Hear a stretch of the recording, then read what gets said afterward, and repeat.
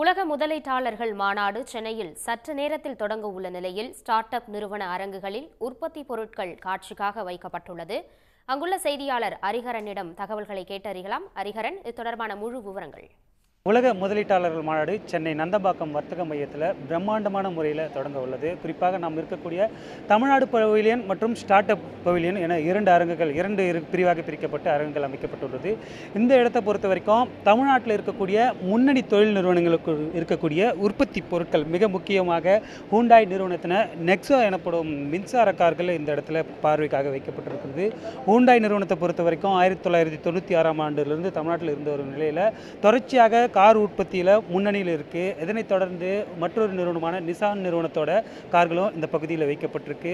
மிக முக்கியமாக இந்த பகுதியை பொறுத்த வரைக்கும் இந்த அரங்கில் ஏராளமான ஆட்டோமொபைல் தொடர்பான உற்பத்தி பொருட்கள் அதிகமாக காட்சியளிக்கின்றது.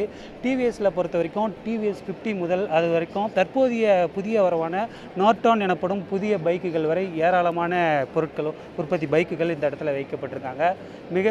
மிக முக்கியமாக பொறுத்த வரைக்கும் வெஹிக்கிள்ஸ் இந்த பக்கம் அதிகமாக இருக்கிறத நம்ம இது குறிப்பாக ஓலா இந்த வெஹிக்கிள் முன்னணியில் இருக்கக்கூடிய இந்த வெஹிக்கிள்ஸ் அதிகமாக இருக்கக்கூடிய பார்க்கும்போது கிருஷ்ணகிரியில் ஏற்கனவே இந்த ஓலா நிறுவனம் செயல்பட்டு வரக்கூடிய நிலையில் ஏற்கனவே ஸ்கூட்டர் டைப்பில் மட்டுமே இருந்த இந்த ஓலா நிறுவனத்தோட பைக்கில் தற்போது புதிதாக சூப்பர் ஃபாஸ்ட் பைக்குகளை இந்த இடத்துல காட்சிக்காக வைக்கப்பட்டிருக்கு.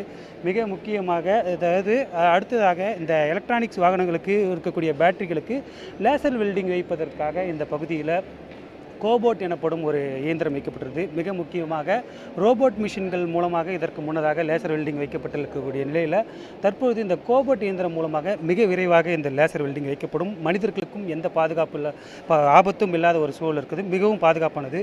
மிக முக்கியமாக இந்த எலக்ட்ரானிக்ஸ் பொருட்களுக்கு பொறுத்த வரைக்கும் செமிகண்டக்டர் உற்பத்தியில் மிக முக்கியமான ஒரு மையமாக இந்தியாவை மாற்றுவதற்காக இங்கு இருக்கக்கூடிய அரசுகள் மிக முக்கியமான பணியில் ஈடுபட்டு வராங்க.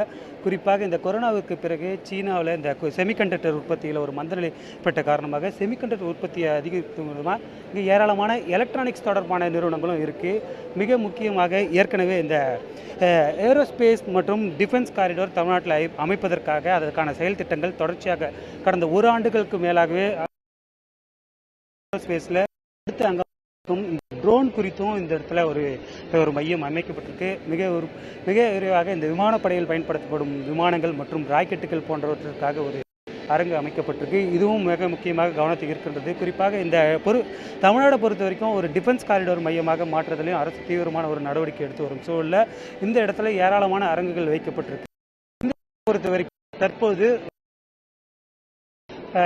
இராணுவ தளவாடங்கள் தயாரிக்கும் இராணுவ வீரர்களுக்கு பாதுகாப்புக்காக பயன்படுத்தப்படும் உடைகள் அமைப்பதற்கான